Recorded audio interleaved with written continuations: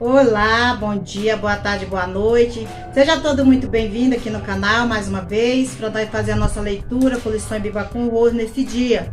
E desde já eu quero te agradecer pela tua presença aqui e que todas as palavras, a leitura, elas tenham assim feito bastante efeito na sua vida, porque o nosso objetivo não é outro a não ser essa palavra estar fazendo algo na sua vida espiritual e também fisicamente. Então, nesta manhã, estamos nós aqui na nossa lição de número 2, encerrando esta lição de número 2 do quarto trimestre. E o assunto desta semana está sobre Vem o Fim, né? Que está falando sobre esta palavra aqui nesta manhã. E a nossa leitura, eu vou estar lendo aqui a palavra de Deus que se encontra em Gálatas, capítulo 6 e o verso 7, para a nossa vida espiritual. É a leitura de hoje, qual está nesta lição, essa lição maravilhosa, olha só. Não erreis, Deus não se deixa escarnecer, porque tudo que o homem semeia, isso também ceifará.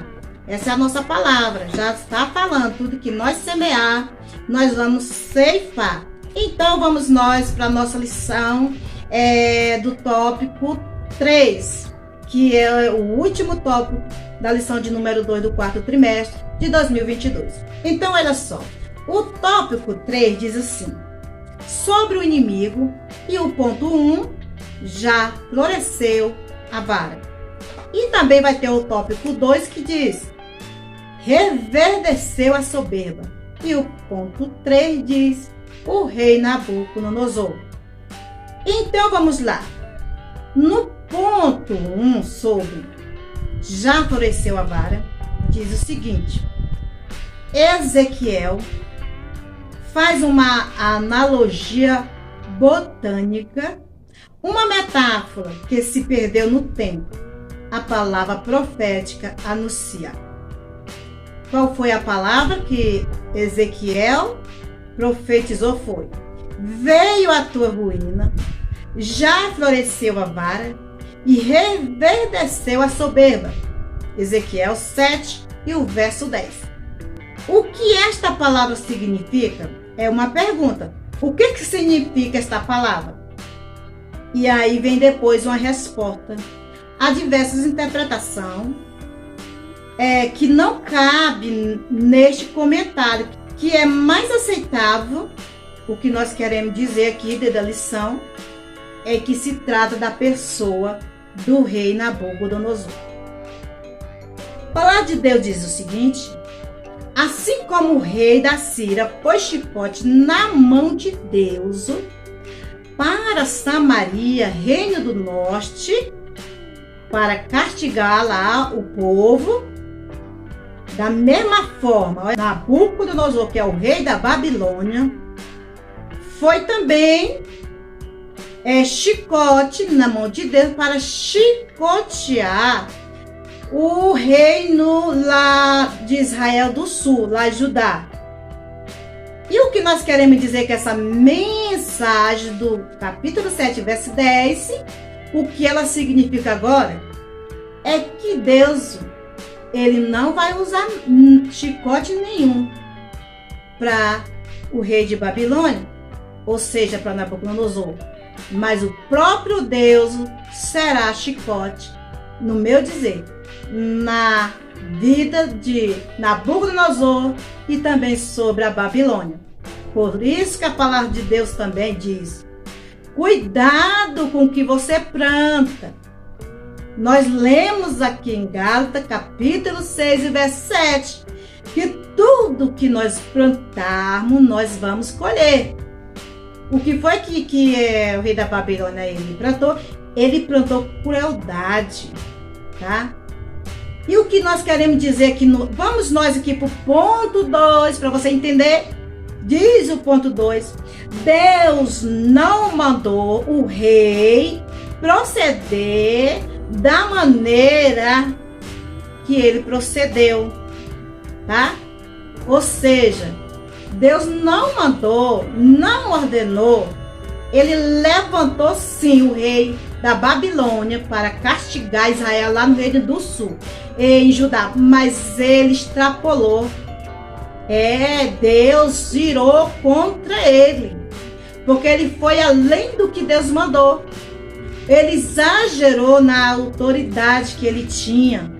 Ele passou do limite, né? Querendo dizer bem, ele foi longe demais, né? Podemos dizer assim, a forma de expressar que ele fez. O rei era ruim mesmo, o mal com L e mal com U, porque além dele ter autoridade de fazer e tinha a ordem de Deus para fazer, ele não fez só o que Deus pediu, mas fez além da maldade do próprio homem, a maldade do coração das pessoas. Pois ainda, olha só, essa parte que Deus diz que vai julgar ele, serve para todos aqueles que se usam de autoridade, tá? E abusa do poder. Então diz mais assim a palavra de Deus aqui. E essa reação divina é exemplar, pois até hoje, olha só, Deus julga os poderosos, tá?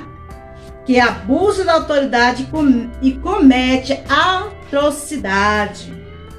Então essas pessoas, esses poderosos que usam, né, da sua autoridade, cometem as suas atrocidades, e essas atrocidades elas são tão grandes que atacam até os inocentes, por causa da maldade. Mas a palavra de Deus promete julgamento. Talvez faça pensar que nunca vai existir, como esse povo aqui pensou também. O povo de Deus lá no Reino do Norte e lá no Reino do Sul, eles achavam que isso não acontecia, não. E eu acredito que também o Nabucodonosor achava que isso não ia acontecer. Não, ele estava diante de Deus, tá? Mas ele extrapolou. E o que ele plantou, a semente de crueldade que ele fez, ele plantou, ele iria colher. Deus diz que o castigo é individual, porque Deus, toda a maldade que existe no homem, o povo acha que é Deus que tá, né? Mas não é não, tá? Deus nunca quer a maldade de ninguém. É o ser humano que vai extrapolando, é poderoso, abusa da sua autoridade, usa para pisar nos inocentes, mas Deus tá vendo tudo. E você vai colher. Então, cuidado com o que você planta aí. E o que nós queremos dizer é que quando Deus, ele prometeu ali, lá em Ezequiel capítulo 7, verso 10, não é isso? Que essa ruína ia chegar em Babilônia, ia punir o pecado. E olha só, o pecado lá, não esqueça, que é o mesmo qual hoje a nação comete. Deus vai também castigar. Porque quando Ezequiel estava essa profecia dizendo, veio a tua ruína, pois então Nabucodonosor, lá em Jeremias 51 e 34, está escrito que Deus, né, ia trazer ali o julgamento.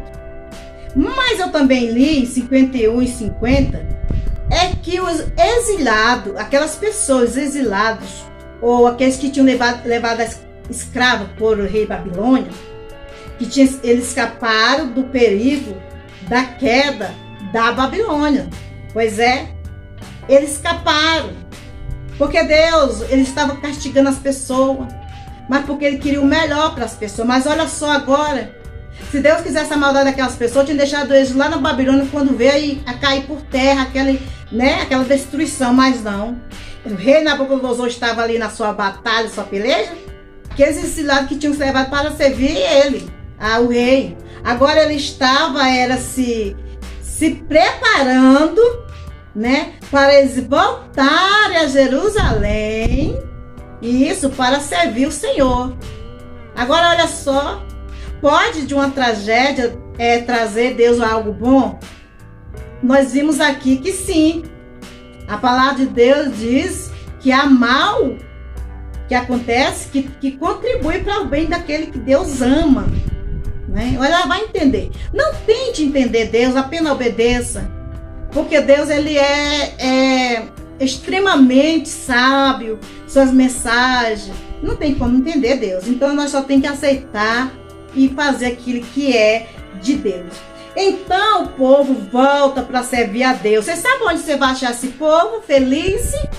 Está lá no Salmo 126, Eu lembrei desse salmo aqui, quando eu estou lendo a Bíblia, vem muitas palavras de Deus no meu coração. Então o Salmo 126 diz o seguinte, olha só, essas pessoas que estavam saindo de Babilônia agora estava sendo destruída, estava vindo a ruína, mas o povo de Deus estava indo para Jerusalém, alegre, sonhando, e diz assim a palavra de Deus.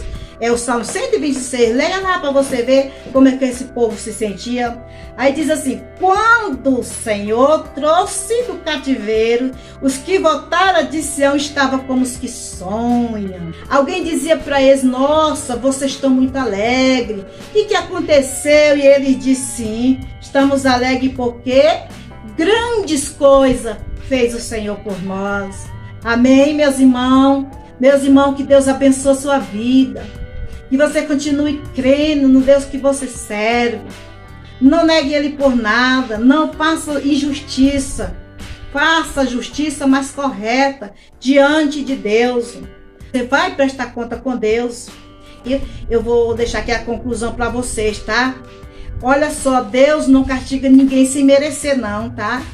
Porque a palavra de Deus diz que o povo de Israel tinha sido castigado, mas porque eles fizeram para que isso acontecesse, porque eles estavam se escarnecendo diante de Deus e não podia, né? Mas tinha que ser aplicado ali aquele castigo para que ele viesse se arrepender.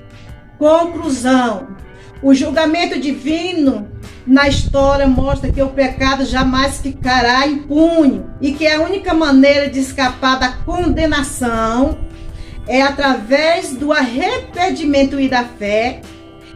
Israel não tinha desculpa, não podia alegar ignorância, pois o povo dispunha-se dos ensinamentos de Moisés, dos ensinamentos dos sábios, das revelações dos profetas, do conselho do sacerdote. E também, portanto, que Deus quis dizer nessa mensagem que eles sabiam, eles não foram castigados inocentes, eles sabiam por que estavam sendo castigados, tá? Deus não castiga ninguém por inocente, tá? Deus só castiga quando a gente está errado. Senhor, eu quero te agradecer. Espero que essa palavra esteja aí falando no seu coração. Que Deus te abençoe, fica com Deus e até a próxima, se Deus permitir. Amém? Tchau, meus. Fica com Deus, Deus te abençoe poderosamente. Tchau!